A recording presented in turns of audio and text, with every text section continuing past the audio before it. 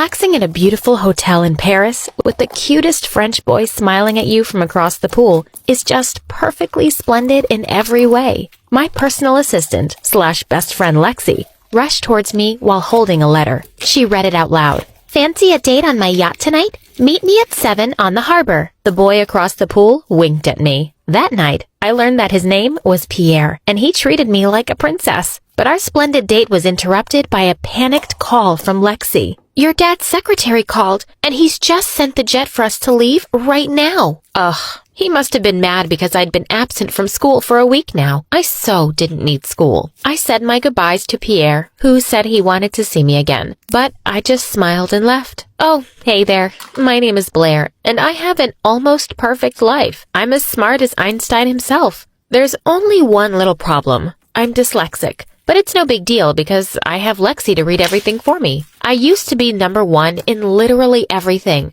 but things took a wild turn when a foreign exchange student joined our class. Please hit that subscribe button before I tell you my whole story. The next day, my limo dropped Lexi and me off at our school, a very expensive private one, where only families with a net worth of at least $1 billion can attend. "Blair, watch out!" I screamed when I saw an angry dog charging towards me. What was it doing here? Pets aren't allowed. Francesca, my arch nemesis, picked it up while laughing at me. "Good boy," she whispered, but I heard it. This insecure brat always found a way to ruin my day. "Oh, hey, Blair. I'm giving out our newest luxury product, this $1 million perfume, for free.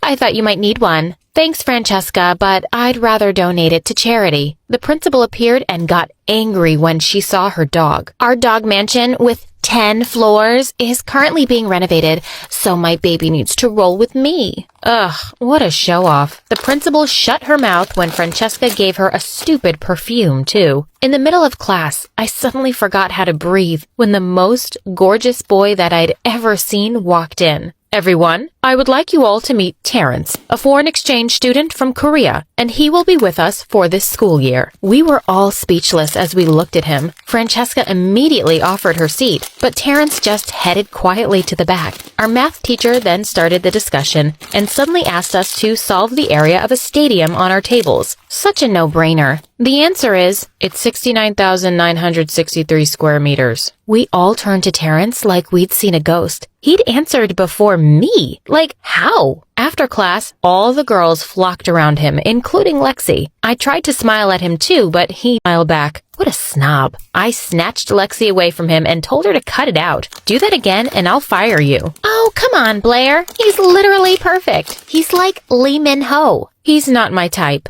Terrence might have heard that because he turned to me, but so what? He snubbed me, and first impressions last. Every year, our principal holds an auction party, and this year, all the proceeds would be going to poor children in Africa. The last item to be auctioned was a beautiful pearl with a special history. It cost around $50 million. As expected, Francesca and I started the bidding battle. 100 million, 200 million, 500 million. 1 billion. Then the principal asked if anyone wanted to go any higher. Lexi leaned closer to me and tried to stop me, but I couldn't let Francesca win. 2 billion. 10 billion. Silence filled the room when a male voice joined in and said, $100 billion.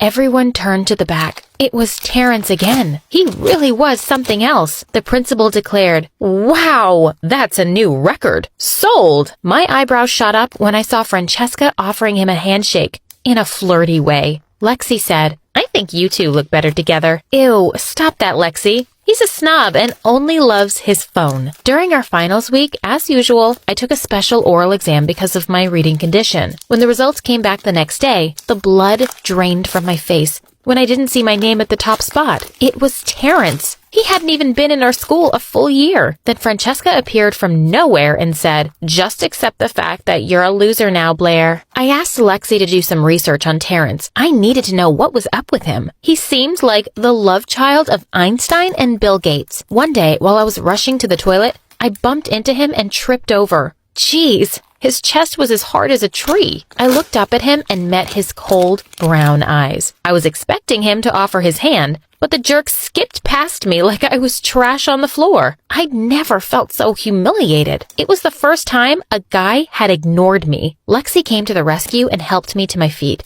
He helped me when I tripped out of my helicopter yesterday. Sorry, girl, but you're not his type. Francesca's comment made me furious. Thank God Lexi calmed me down, or else. During lunch, Lexi told me that she'd finally finished her research on Terrence. He was a young CEO in Korea, and his company develops games and software. That's why he's always on his phone. So, he's a self-made billionaire. Interesting. I was on my way to our campus's art center one time, and I stopped when I saw a board ahead. It had some words on it. Francesca and her friends were right behind me, but I didn't want to ask her for help, so I tried to read it myself. It seemed to be saying something about a vacation. I ignored the sign and continued walking. Suddenly, the ground under me collapsed. Someone caught me right on time before I was buried alive. I looked up to see my savior. It was Terrence. He let me go and dusted his uniform off. Don't you know how to read? It says, deep excavation ahead. I have dyslexia. Anyway, thanks for saving my life. Just be careful next time. My heartbeat was still going fast as I watched him walk away. A few days later, the principal announced the annual competition between private schools called the Battle of the Brains. I was so ecstatic when I was picked again to represent our school. I always aced it. The problem was, the competition would be all about teamwork, so I needed a partner. And Terrence was picked. Lexi came up to me and said, "Oh my God, I ship you both. This is going to be fun." I ignored Lexi's stupid comment and told Terrence to meet me in the music room. We needed to talk about the competition. While I was waiting for him, I started playing the piano. I couldn't finish the song because I forgot the keys. Just in time, he arrived and continued for me. We were so close to each other and it felt really weird. I was about to move, but the way he played was hypnotizing. I flinched when I felt a spark as our fingers touched. He looked down at me after he finished playing. That's how you do it. I don't need piano lessons right now. We need to plan a strategy. Just focus on the spelling. Memorize the letters of the longest words, and we'll be fine. Don't underestimate me, Terrence. How about you? Are you going to study? The dummy answered me with a poker face and left the room. Sometimes I really hated his guts and his gorgeous face. And seriously, he was so confusing. The competition day finally came and we were totally silent during the ride. He later fell asleep on my shoulder and I went stiff as a board. Should I move my shoulder or should I let him sleep in peace? The limo passed over a rough road which woke him up. He looked up at me and I immediately looked away. Can you,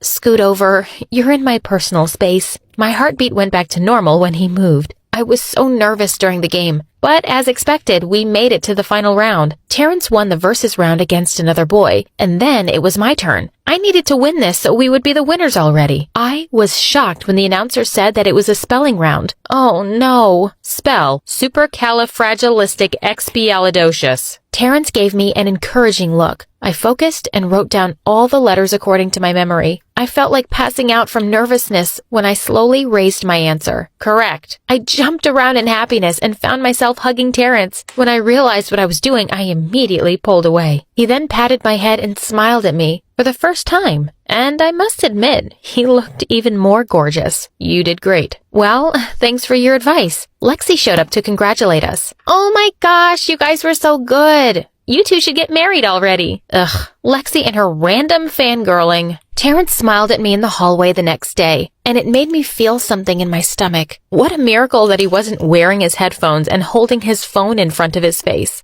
Suddenly, the girls started screaming. I went to see what was happening and was shocked to see Pierre in our school uniform. He was showing everyone my pictures that he took on his phone. Oh, finally. There's my girl. Pierre immediately walked up to me and kissed me on the cheek. What are you doing here? I told you. I wanted to see you again. I enrolled in your school just to be with you. I didn't know what to say. Pierre kept following me around and it bothered me. I wanted to turn him down, but I felt bad for breaking a nice guy's heart. Mademoiselle, come. I have a surprise for you. I told Pierre that I still had a class, but he grabbed my arm and was about to pull me outside when someone grabbed my other arm. It was Terrence. Come on, we're running late already. Everyone stopped in their tracks to watch. Terrence and Pierre were glaring at each other, and there I was, looking like a statue between them. Neither of them wanted to let me go, and it was so awkward. I caught Lexi's eye and gave her the signal to help me. She acted like she sprained her ankle and purposefully fell on Pierre. Lexi then winked at me as Pierre turned to help her. She was the best. I didn't know how to get rid of Pierre over the next few days. Terrence started avoiding me too. Once, when I went into class, Pierre winked at me and told me to come and sit next to him. I said, "Pierre, I just want to be clear that you're not my boyfriend."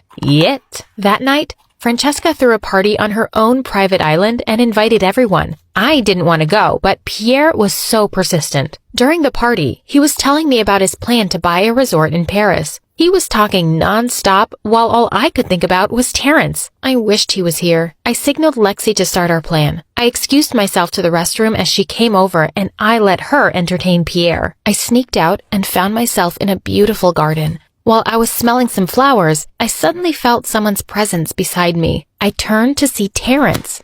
"You're here. I didn't think you'd come." Francesca came over to my place yesterday and invited me. What? I wanted to ask him what else she did at his place, but I chickened out. He was looking up at the sky and suddenly a snowflake dropped on his forehead and he slowly closed his eyes. It was a beautiful moment, and I just found myself staring. It's the first snow of the year. Oh, is it? He seemed to be so happy about it, and I wondered why. Where's your boyfriend? He's not my boyfriend. I just met him in Paris last time I was there. I'm relieved. What do you mean? The snow continued falling over us. He stepped closer and suddenly kissed me on the forehead. I like you, Blair. I wasn't expecting that. My heartbeat was so loud I was shaking. Moments later, I finally gave in to my attraction. I think I like you too. Let's get out of here. I told him that only my dad had access to our helicopter, but he just gave me a smug smile and said, "That's not a problem." Did he plan ahead or what? The helicopter flew us to a beautiful place, and while we were enjoying the marvelous view beneath us, I felt his hand holding mine. It gave me an electric feeling. I'd never felt this way before. After our helicopter date, he brought me to this Korean restaurant and made me taste their delicious specialties. We fought over the bill and he won and paid for it.